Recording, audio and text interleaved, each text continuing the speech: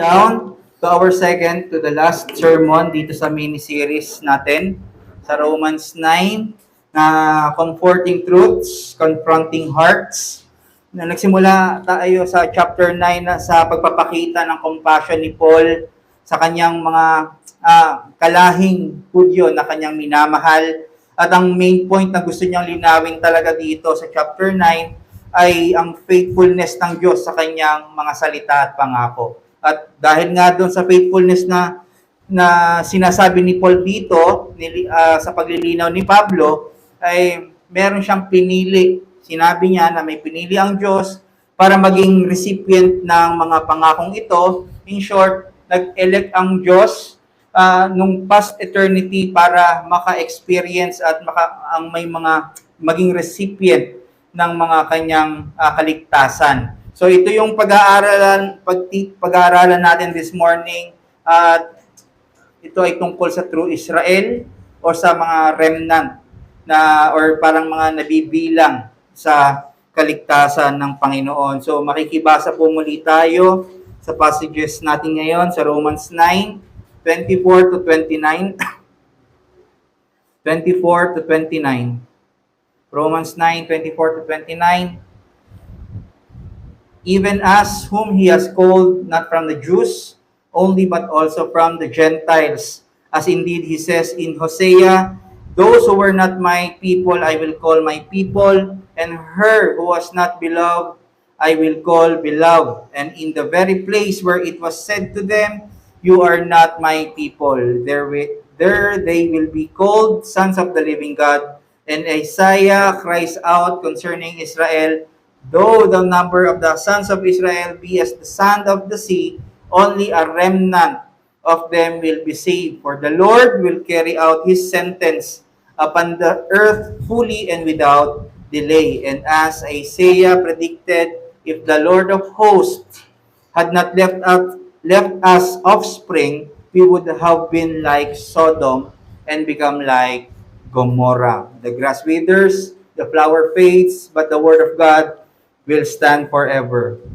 So last week mga kapatid, sa mensahe natin sa verses 21 to 23, natutunan natin doon yung prerogative ng Diyos sa creation, lalo sa ating mga tao, ay ganap o talagang absolute yung kanyang karapatan. At natutunan din natin na siya ay may kakayahan, siya rin ay may kalayaan, siya ay may karapatan para gumawa ng vessel of mercy at vessel of wrath. Again, ang vessel of wrath, ito yung ginawa ng Diyos para maiparanas ang kanyang power at wrath, righteous na galit dahil sa kasalanan. At ang vessel of mercy, sila naman ay ginawa ng Diyos para maiparanas ang mercy at maipakita sa kanila ang riches of God's glory para mas mag-shine all the more ang Diyos sa kanilang buhay. Kung mas makikilala natin kasi siya, as fully at proportionate, mas magiging glorious ang Panginoon sa ating mga isipan at puso. Meaning, hindi lang mas ma-appreciate natin yung habag at grace ng pag-ibig niya o yung pag-ibig niya, pero pati yung justice at wrath niya sa kasalanan at sa makasalanan ay na-appreciate din natin. No, hindi natin tinatanggi na ayoko ng puot ng Diyos, gusto ko lang ipag-ibig niya, pero dapat pala as believer o mga anak niya ay pantay ang ating pagtingin sa kanya, na siya ay puot, siya ay namumuot sa kasalanan ng isang tao at umiibig naman sa lahat ng nananampalataya. Pero ang tanong natin ngayon, sino ba ito mga vessels of mercy or recipient ng promise ng Diyos? At ano ang relationship ng Diyos sa kanila? Kung paano nakikirelate ang Diyos sa kanila. So kaya ang sermon natin ngayon, the unveiling of the vessels of mercy. Dahil ngayon, malalaman natin kung sino-sino ang mga nasa vessels of mercy at makikita natin kung ano yung puso ng Diyos towards dito sa vessels of mercy. Okay? So ito po yung dalawang puntos natin ngayon. Una, the vessels of mercy encompass both Jews and Gentiles. Ang sisidla ng habag ay binubuo ng mga Hudyo at mga Hentil. So alam niyo po, pag binasa niyo po yung verse 24 hanggang verses 33 na Romans 9, yung hanggang matapos na tong Romans 9, ang pag-uusapan na dito ay yung vessels of mercy. Pagpapakita rito yung mercy at faithfulness niya sa mga sisidlan ng awa. Iiwan na ni Pablo yung vessels of wrath sa verse 23. Okay? Hanggang doon na lang sa last sermon natin. Ang gusto kong sabihin dito, sa chapter 9, ang diin ng Diyos ay yung kanyang glory sa mga pinili at sa mga vessels of mercy. Okay? Ang emphasis dito ng Diyos ay yung kanyang katapatan towards sa makasalanan na kanyang ililigtas. Ang intention ng Diyos ay maipakita sa readers, sa atin, kung paano siya naging tapat at kayaman ang kanyang awa, kung gaano kayaman ang kanyang awa, at makita yon sa kanyang glorious masterpiece. At ang vessels of wrath, di naman dapat tanggalin natin sa ating isipan, pero ito ay nasa backdrop ng vessels of mercy para mag-shine lalo ang glory ng Diyos. So binasa natin kanina, tinuturo sa atin na ang vessels of mercy ay hindi lang limited sa Jews o sa mga Israel, pero kasama rin ang mga Hentil or Gentiles sa ginawang vessels of mercy. Again, pag Israel, ito yung nasa lahi talaga ni Abraham. Pag Gentiles, ito yung labas sa lahi ni Abraham. So kung tayo ay hindi Israel o Israelites, tayo ay considered as Gentiles. Okay? So, una, nag-encompass daw sa vessels of mercy ay mga Hentil din. Kung maninotice natin sa verse 24, babanggitin ni Pablo yung Gentiles. Even as whom he has called not from the Jews but also from the Gentiles. Dahil again, hindi lang Jews ang dapat makakita at makaranas. Hindi lang ipaparanas ng Diyos sa mga Hudyo kung gaano kayaman ang kanyang kadakilaan at kalwalhatian. Pero kasama rin pala mga Hentil doon sa kanyang mga pinili na yon. So itong verse 24, ito yung pintuan ni Pablo para buksan ang mystery na hindi pa nare-reveal ng maliwanag sa Old Testament. So may mga glimpse na, may mga nuances na, pero hindi pa nare-reveal fully sa Old Testament. So ipapaalam na ni Pablo na ang kaaway ng Diyos noon sa Old Testament ay tatawagin din niya para maging kanyang mga tao at kanyang mga bayan. Okay? Then yung 25, verse 25, ito ay quoted sa Hosea 2:23, at yung verse 26 naman ay quoted sa Hosea chapter 1 at 10. Tignan natin kung bakit. Ang context kasi netong Hosea, ito ay pagpapakita ng judgment ng Diyos sa Israel. Kasi nung mga panahon na yon, pagkamatay siyempre ni Solomon, nahati ang bayan ng Israel, nagkaroon ng northern at nagkaroon din ng southern kingdom. So si Hosea nasa northern. So itong northern Israel or Israel kasi Judah yung southern. Yung northern kingdom, sila ay nagre-rebel against God. Sila ay nagdi-disobey, talamak ang idolatry nila doon, sinusuway nila ng matindi yung mga kautusan ng Panginoon. Kaya ang ginawa ng Diyos, tinawag niya si Hosea at inutusan niya na mag-asawa ng isang prostitute. At napangasawa nga niya si Gomer na isang prostitute. These pictures doon sa unfaithfulness ng Israel sa Diyos. Okay? Kasi pag sinabi natin prostitute, siya ay maraming mga asawa. Okay? So, unfaithful siya. Then, nagkaanak sila ng tatlo. Sinabi, si Jezreel. Si Jezreel, ito yung referring sa exile at judgment ng Diyos sa Israel dahil sa kanilang mga ginagawang unfaithfulness sa Kanya. Tapos, yung pangalawang anak nila, si No Mercy, referring to God's withdrawal of His compassion sa Israel. At si Not My People. Yan talaga pangalan nila, no? Is referring that Israel broke their covenant with God. Okay? Si Jezreel, si No Mercy, at si Not People. So, ito ay pagpapakita na ganito yung relationship or ganito yung judgment na ng Diyos sa Israel, sa Northern Kingdom. Pero napakabuti ng Diyos dahil dito nga sa nabanggit natin sa Hosea, o babanggitin natin sa verse 25 at 26, na quoted sa Hosea, ito ay mga pag-reverse ng Diyos sa kanyang judgment. Despite sa pag-rebel ng Israel sa Diyos, meron pa rin siyang promise of hope and restoration. Basahin po natin. Yung verse 25, again, Hosea 2:23 yon. Verse 26, Hosea 1:10. So, verse 25, as indeed he says in Hosea, those who were not my people, I will call my people. And her who was not beloved, I will call beloved. And in the very place where it was to them, you are not my people, there they will be called sons of the living God. So, imbes i-judge ang Israel ng Diyos, siya ay magtatanim daw at mag-ahasik ng kaligtasan, imbes na judgment. Imbes na hindi niya kahabagan, no mercy, sila na ibibigyan ng mercy. Imbes na kilalanin na you are not my people, they are not my people, ngayon, kikilalanin na sila ng Diyos as His people. Okay? Dahil ito yung matindi. Dahil nga ito yung matinding pagsuway at pag-reject nila sa Panginoon.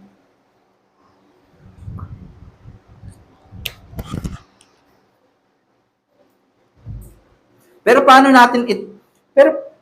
paano itong Hosea account na ito ay nai-relate ni Paul sa Romans 9:25 to 26, since pertaining ang Hosea sa Jews at pertaining naman si Paul dito sa Romans 9:25-26 sa Gentiles.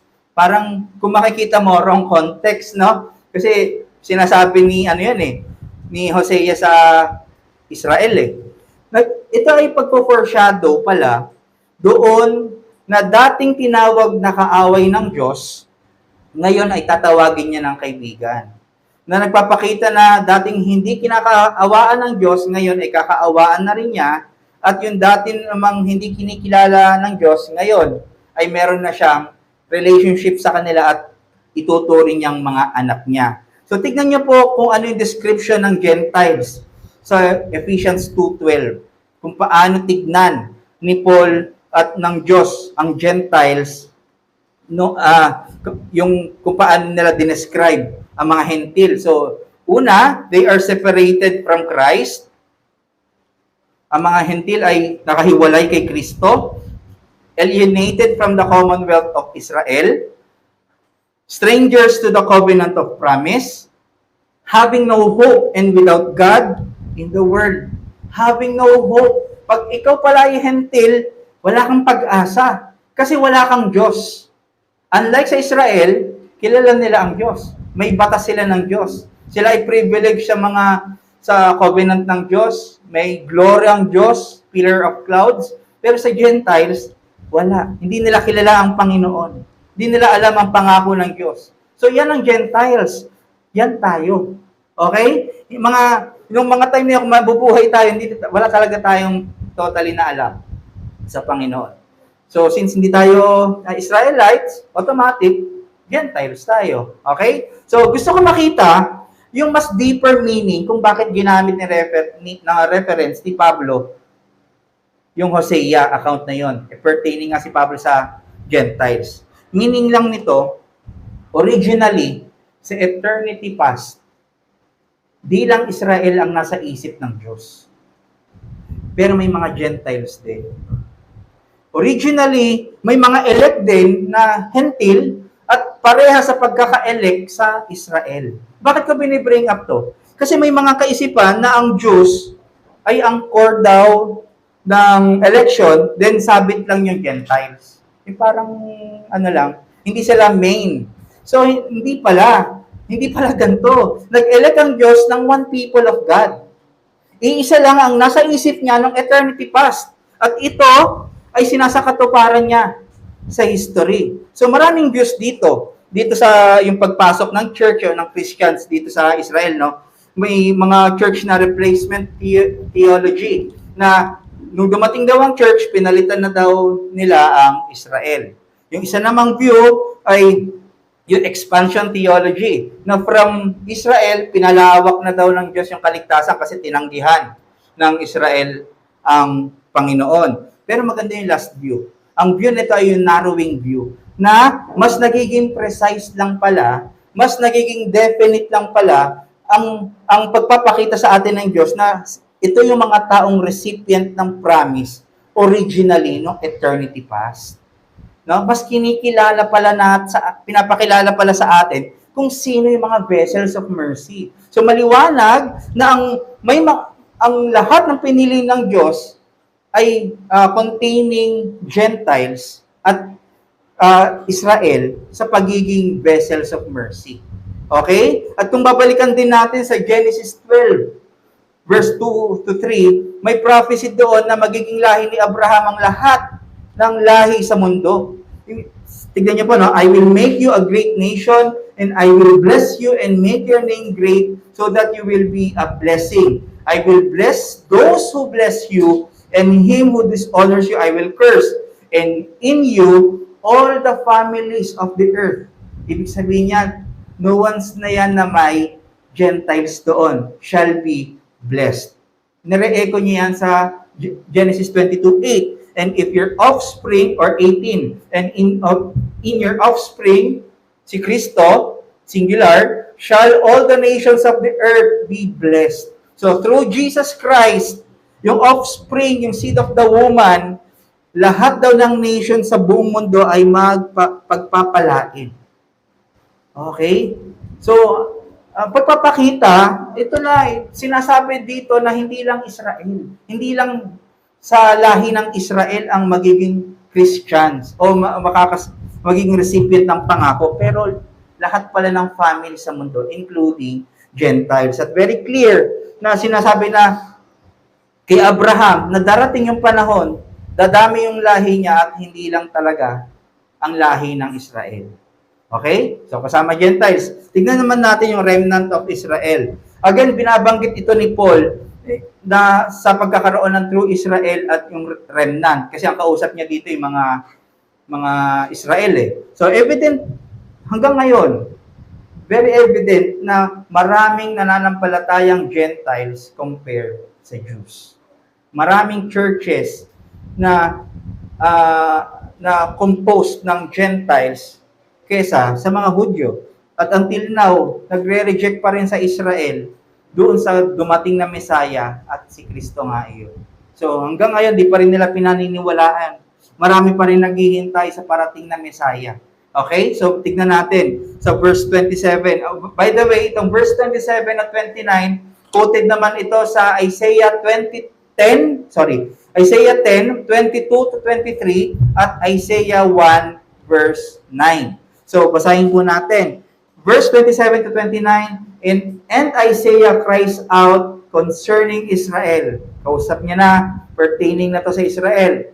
Though the number of the sons of Israel be as the sand of the sea, only a remnant of them will be saved. For the Lord will carry out His sentence upon the earth fully and without delay. And as Isaiah predicted, if the Lord of hosts had not left us offspring, remnant ito, we would have been like Sodom and become like Gomorrah. So ang context nito, mga kapatid, pinoprophesy ni Isaiah ang northern kingdom dahil sa kanilang unfaithfulness sa Diyos. Si Isaiah nasa southern naman, nasa Judah siya. Pero may mga ina-address din siya dito sa northern kingdom na kung hindi sila magre-repeat sa kanilang ginagawa sa pagre-rebelde sa Diyos, hahatulan talaga sila at paparusahan sila ng Panginoon. Pero ang ginagawa dito na Isaiah, pinagpo-prophesy siya na gagamitin ng Diyos ang Assyria para sila ay disiplinahin, para sila ay parusahan dahil sa pamamagitan ng paglusob ng Assyria. So sinasabi nga niya dito ng Panginoon na though kahit marami ang buhangin, kasing dami ng buhangin ang Israel, ang Northern Kingdom, bilang lang yung maliligtas. Bilang lang yung mga makaka-overcome doon sa hatol na yon At ito nga yung mga remnant. Okay? So, ganun yung sinasabi. Ganun din yung sinasabi sa verse 29. Sinasabi ni Isaiah na buti na lang may remnant. Alam niyo ba, buti na lang, parang sinasabi niya sa Israel, buti na lang may remnant.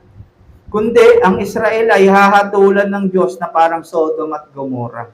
Na ang Sodom at Gomorrah, alam naman natin, nakatanggap to ng matinding pagwasak. Talagang absolute na pagwasak. Pagsunog sa syudad na yon. So, ganon. Kaya hindi binubuhos ng Diyos, hinahatulan, pinaparusahan fully yung Israel kasi nga may mga remnant na nandoon.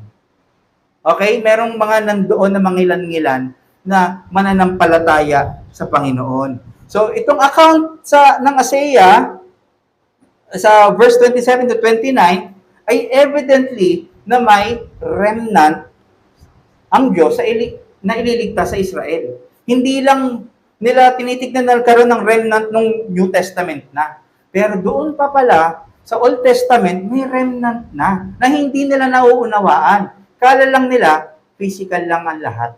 Pero ito pala ay pertaining sa kaligtasan nila kay Kristo. At despite sa kanilang patuloy na unfaithfulness sa Diyos, pagsuway sa Diyos, nakakatuwa dito na nanatili pa rin tapat ang Diyos sa kanila. So na-realize po ba natin kung gaano kabuti ang Diyos na ini-endure niya ang kasamaan ng Israel para lang ma-preserve ang remnant? Okay? At kung may paghatol ng disiplina sa Israel, alam ng Diyos na may magsusurvive doon. At yun nga yung kanyang mga pinili. Na yung kanyang mga pinili, pag pinadaan niya sa kanyang paghahatol or pinadaan niya sa matinding pagsubok, ang makakasurvive doon ay yung kanyang mga elect or yung mga remnant. Dahil sa kanila bang kakayahan? Dahil sa pag-iingat ng Diyos sa kanila. Yun yung mga wala doon sa hindi tunay na Israel. Na walang pag-iingat, walang restraining grace, patuloy na hinayaan lang nila na sila ay talagang malipol ng Panginoon. Okay? Hinahayaan na mangyari yon sa kanila para magkaroon ng glimpse ang lahat ng nakapaligid na tunay ang judgment, tunay ang galit ng Diyos sa kasalanan at siya talaga ang dapat sundin at wala ng iba. So ang punto, God elected those who are unexpected and undeserved. So meaning, sino ang mag-aakala na may pinili siya sa kaaway niya at labas ng covenant niya? At ito nga yung mga hentil. Sino makakapag-akala na meron pa siyang kukunin pala na kinakaaway ng mga Israel? Di ba? At ito rin, sino naman din na makakaisip na doon sa bayan na pinili niya na puro pagsuway ang ginawa sa kanya at pagsamba sa Diyos-Diyosan, meron pala siyang mga iilan na ililigtas pa doon. Na pwede naman niyang, Gentiles na lang ako, wag na ako sa inyo. Nireject niyo naman ako eh. Humingi pa nga kayo ng hari eh. Imbis na ako ang mag-lead sa inyo. Pero hindi. Pinapakita dito na parehas niyang iniingatan, pine-preserve both Gentiles at yung Israel para mangyari ang kanyang purpose. Para ma-preserve ang kanyang mga vessel of mercy.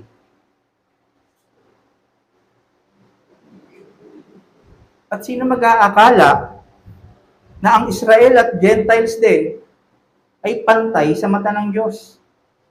Na parehas na makasalanan, parehas naman silang lumabag sa kautusan,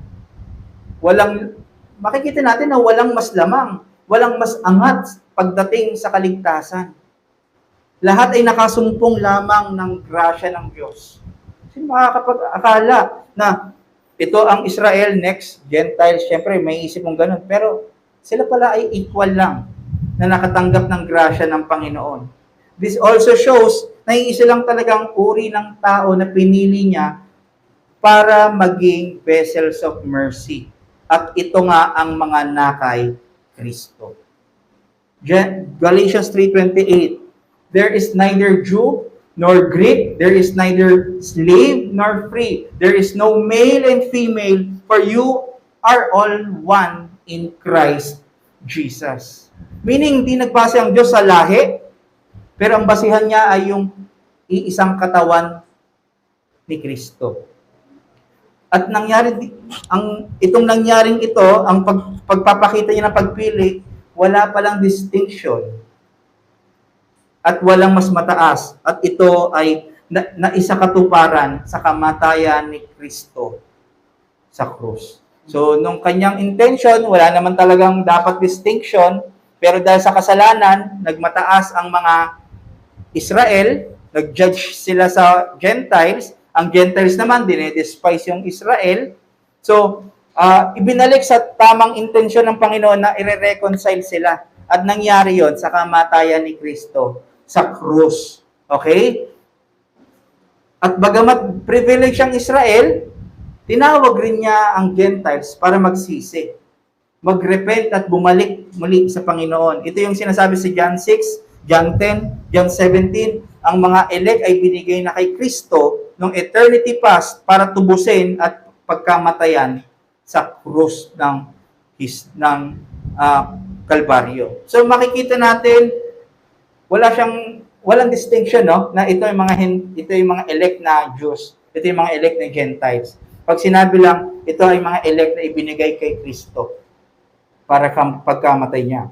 So, walang superior sa mata ng Diyos, iisa lang ang pinili niya kay Kristo. Though may mga iba't ibang gifts, may iba't ibang mga pagkakatawag at gagampanan na role sa mundo, pero sila ay iisang tao o iisang katawan na pinili kay Kristo, at ito nga ang church. Okay? So, ang vessel of mercy ay consisting of both Jews and Gentiles. Walang superiority, walang distinction. Ang tagnan nila ngayon ay Christians at sila ang universal church. Itong mga universal church na to, sila yung mga may pananampalataya kay Kristo. Hindi sa lahi, hindi sa batas, hindi sa kultura, pero kay Kristo. Dahil sa faith nila kay Kristo na sila ay talagang tatawagin ng Diyos at ituturing ng mga anak niya. Sabi sa Galatians 3:28-29, there is neither Jew nor Greek, there is neither slave nor free, there is no male and female, you are all one in Jesus Christ. Verse 29, and if you are Christ, then you are Abraham's offspring, heirs according to promise. So meaning, ang mga Gentiles ay kaisa na rin ng Hudyo kay Kristo. Okay? Same benefit na meron ang Hudyo, yun na rin yung meron ng Gentiles. At kahit di sila galing sa lahi ni Abraham physically, sila ay considered na mga anak ni Abraham. Sila ay Abraham's offspring spiritually. At ito ay dahil sa faith nila kay Kristo. Ito yung nire-reveal ni Pablo na mystery sa Ephesians 3:6. This mystery is that the Gentiles are fellow heirs, members of the same body, and partakers of the promise in Jesus Christ through the gospel. Napakaganda, no? Ang Gentiles at ang Jews pala ay fellow heirs kay Kristo. Walang pagkakaiba. Pero sa history, syempre, nauna natawagin ng Diyos ang Jews para ipakilala ang kanyang sarili, and it is His prerogative to do. At dumating na yung panahon na next naman ng Gentiles. Okay? Nauna man na i-demonstrate ng Diyos sa Jews ang mercy niya by enduring the sins of Israel, pero di alam ng Gentiles, nagpapahayag sa kanila ang Diyos every day through the nature, di ba? Through nature, pero sinusuppress lang nila ang katotohanan ng may Diyos.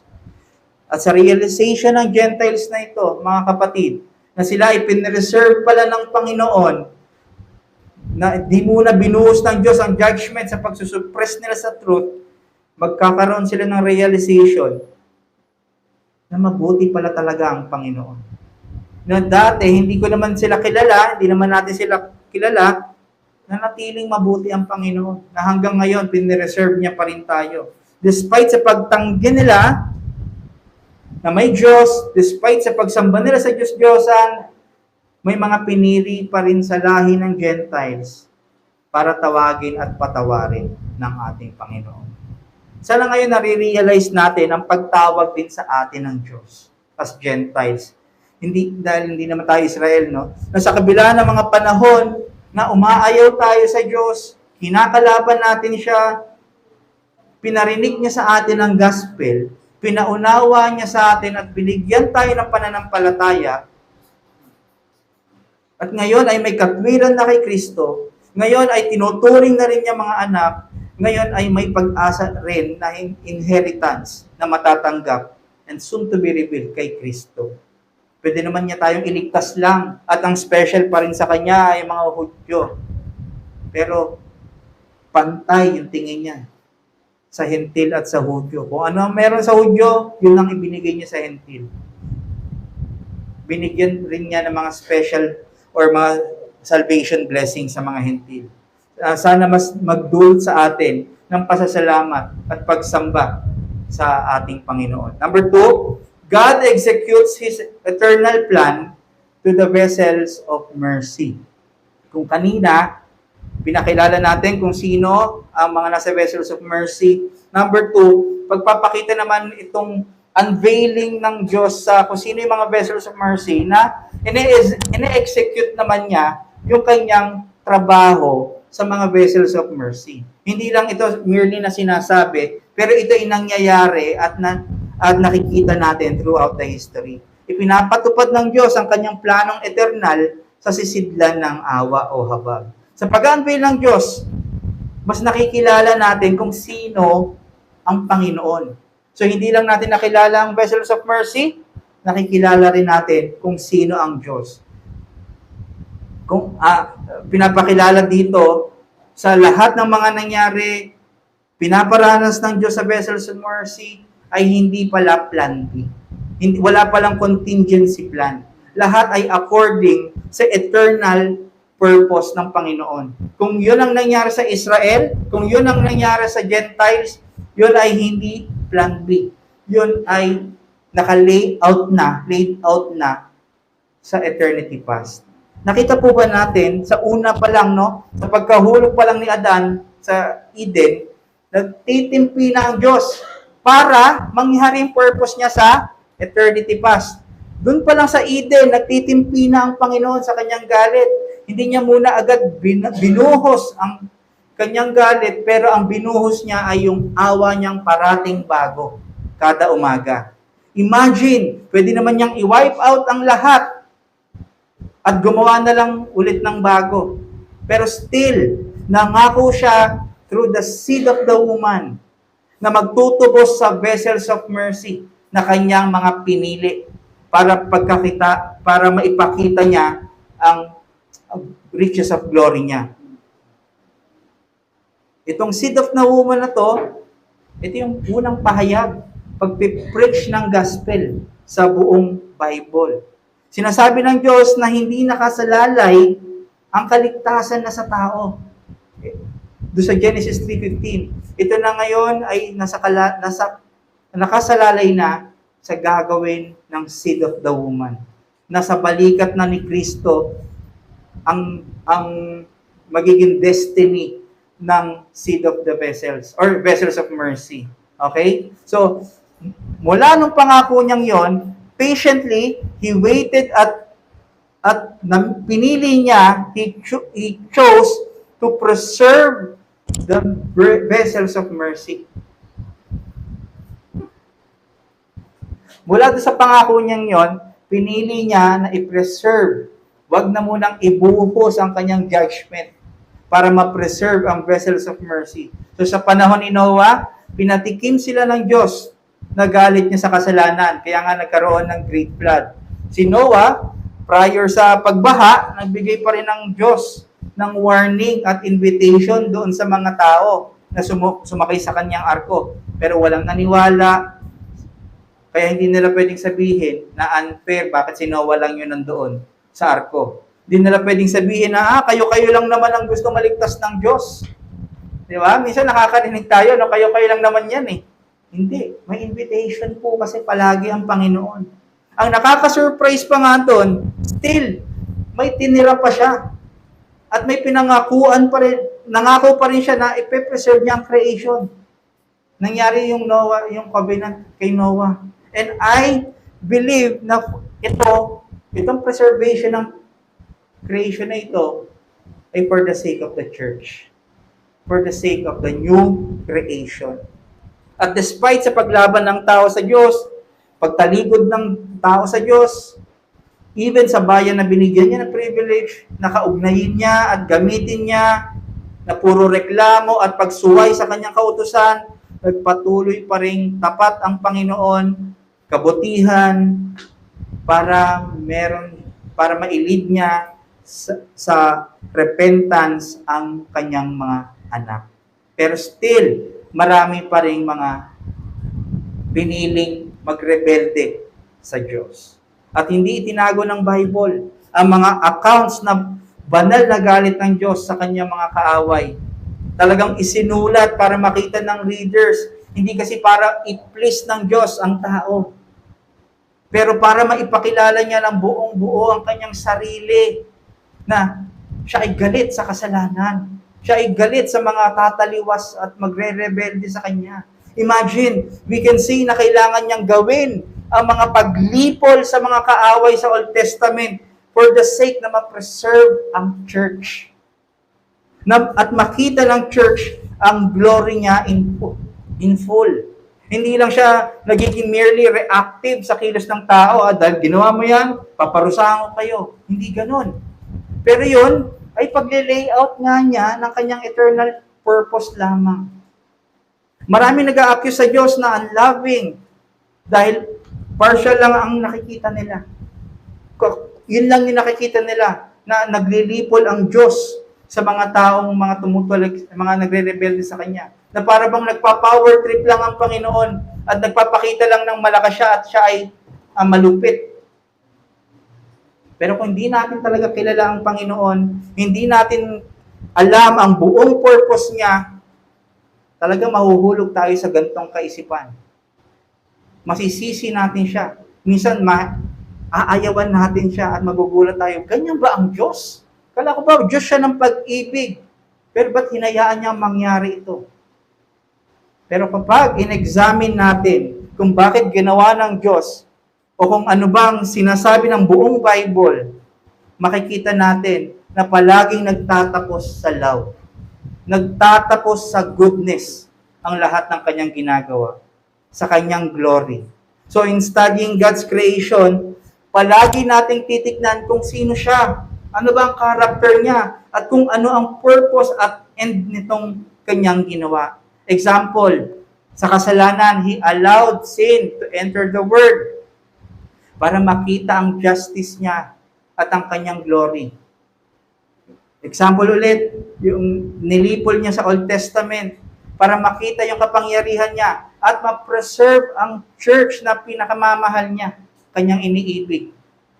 Mga pinili niya mga tao na makakasama niya sa kalwalhatian kay Kristo. Di agad niya binusang judgment para sa elect at sa church.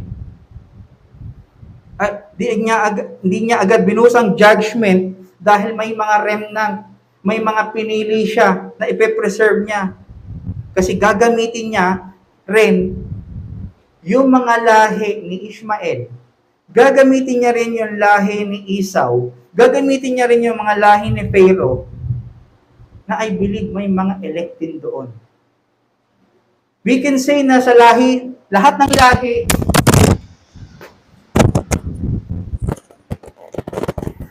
lahi, kahit pa mga kaaway niya, mga Assyria, yung kanina, yung mga Babylon, meron siyang pinili doon. Hindi niya binubuhos agad kasi may mga remnant siya doon. Okay? Hindi lang dito sa linya na to ang remnant niya. Kalat sa buong mundo. Sa atin nga meron siyang pinili. Okay? Ang punto, God will surely bring His plan to fulfillment, leading His elect to attain glory. Kaya siya nag-endure ng kasalanan sa kasamaan ng mundo para ma-fulfill yung plano niya dito sa mga vessels of mercy at mailid niya sa glory. Magkaroon sila ng full witnessing ng kanyang riches of glory. Ang end plan ng Lord, lagi niyo pong iisipin, ang end plan ng Panginoon sa redemption ay hindi destruction. So para magkaroon ng redemption, He allowed sin. Not causing man to sin. Okay? He allowed sin para sa good end. Magkaroon ng redemption. Kasi wala siyang i-redeem kung walang kasalanan. Pero He allowed na man to sin. And again, it is His right thing to do, being the potter of this mighty creation. Siyang may-ari. Ito ang plano niya, to give a group of people to His Son in eternity. At itong group of people na to, dumaan sa redemption. Para makita ng group of people na to na dumaan sa redemption, yung awa niya, yung pag-ibig niya, yung grasya niya, kasi naranasan nila. Okay? Na itong mga kinreate niyang body ni Kristo, hindi lang parang umaasa na, ay, ang Diyos. Hindi ganon. Pero sila, proactively, will obey, will fear, and will worship God sa kanilang naranasan at nakitang kilos ng Panginoon sa kanilang buhay. At ito ay sa pamamagitan ni Kristo. So knowing God allowed evil for good and for His pleasure and holy purpose, we should still respond in fear and obedience in Him. Hindi para mag-respond na, ay, ganito kasama ang Panginoon. Hindi. Ginawa niya para ikaw ay makakilala. Ikaw ay maligtas at ikaw ay sumunod sa Kanya. Dahil isang mga warning yun sa Kanyang mga kamay, yung mga Kanyang binibigyan ng hatol ngayon. Mga glimpse, yung mga pinaparusahan niya. Di ba nga, ang ganda na sinasabi ni John Owen, I think, or John Owen, na kung gusto niya magdala ng hatol sa isang bayan, ibibigay niya sa maling or sa tyrant na leader. Nakita niyo po yung nandun pa rin ang judgment. Pero hindi pa yun yung complete judgment niya. At iyon ay mangyayari pa sa eternal life. May glimpse na ganito ang mangyayari sa eternal life. At ang good end nito, ay magkaroon siya o tayo ng obedience sa Kanya sincerely. And again, lahat ng bagay na nangyayari para sa good and divine plan ng Diyos ay para sa Kanyang kalwalhatian. Again, kung walang good end, hindi niya hahayaan mangyari ang mga masasalimuot na sitwasyon. Pero kung may good end yan, mangyayari yan. Okay? So, lahat na nangyayari, lahat ay good end. Walang nakakalagpas sa kanyang mata na yun ay parang in vain at para masira lang. Ang good end ay to bring praise and glory to His name. Para ma-exalt ang pangalan ng Diyos sa kanyang sannilikha sa buong mundo. Sabi nga ni Joel Beakey, ang pinaka-credible na magsabi na out of evil ay may good ay si Joseph. Sa Genesis 50:20, di ba? Na sa kasamaan ng kanyang mga kapatid, yun ay ginamit ng Panginoon para sa kabutihan. It means that sinners plan the evil, but God planned their evil for good. Nakita niyo po? Ang sinners, pinaplano ang evil para makasira. Pero yung bigger plan doon, ginagamit ng Diyos, inaalaw niya mga evil na yon para sa kabutihan. Sabi rin ni Perkins, God decrees sin not because of itself. Hindi dahil gusto lang manggulo, manira ng Diyos, but for the sake of a greater good. He does not work sin in anyone, and neither does He approve or delight in sin. But He is able to use evil as His instrument for His good works. Napakahirap nito. Mahirap lunukin, pero at the same time, mind-blowing. Oo nga. Kaya pala ito nangyayari. Kaya pala nangyari sa akin mga karanasan ko na inalaw ng Panginoon yung mga sufferings ko ngayon. Para ngayon ay gamitin niya ako for good works. Nakita ko dati, ikaw ay magnanakaw, nung ikaw ay nanampalataya kay Kristo, babaguhin ka niya, ikaw na ay nagbibigay. Nakita niyo po? No? Inalaw niya yung evil deeds mo dati at gagawin niyang good in Christ. He permits sin for the sake of a larger purpose in all things. At yun ay para sa kapurihan at kalwalhatian niya. So yung pagpapakita ng vessels of wrath, sa vessels of wrath ng puot at power ng Diyos, ang larger purpose nito ay para mas ma-appreciate ng vessels of mercy ng church, ang mercy at riches ng Diyos. Na ang vessels of mercy ay kinahabagan lang at pinreserve ng Diyos so no one may boast. So ito yung pag-unveil ng Diyos kung sino ang vessels of mercy. Hindi lang para ipaalam kung sino yung recipient, sino itong mga ito, pero pagpapatibay sa ating mga believers na mula noon, ngayon at sa mga susunod pang panahon, mananatiling tapat ang ating Panginoon sa kanyang pangako, sa kanyang salita, na dadalhin niya tayo sa plano niyang kalwalhatian, na tatapusin niya ang kanyang sinimulan, mananatili tayong nasa kanyang mga kamay, mananatili tayong nasa loob ng kanyang pamilya at magkakaroon ng inheritance, at mananatili Diyos natin siya. Hindi kaaway. So ano ang challenge natin? Una, be grateful for God's mercy and faithfulness. Tayo ba ay nagpapasalamat sa Panginoon na kinahabagan niya tayo o na-overlook na natin siya?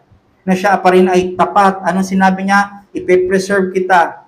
Ang magiging confidence mo ay tatapusin ko kung ano yung sinimulan ko sa iyong buhay. Nagpapasalamat ba tayo doon? Maliit na bagay na yon kasi gas-gas na sa ating mga tenga. Pero kung makikita natin kung saan tayo nanggaling, kung ano ang buhay natin nang wala kay Kristo, na tayo ay laban pala sa Kanya, at patungo tayo sa destruction, talagang magpapatira pa tayo sa pagpapasalamat sa Kanya, na nauunawaan natin yung ganito na katotohanan. Alam niyo po, ipabasa po natin ito sa iba na wala kay Kristo, malilito sila at pwede silang ma-misinterpret nila ang Panginoon.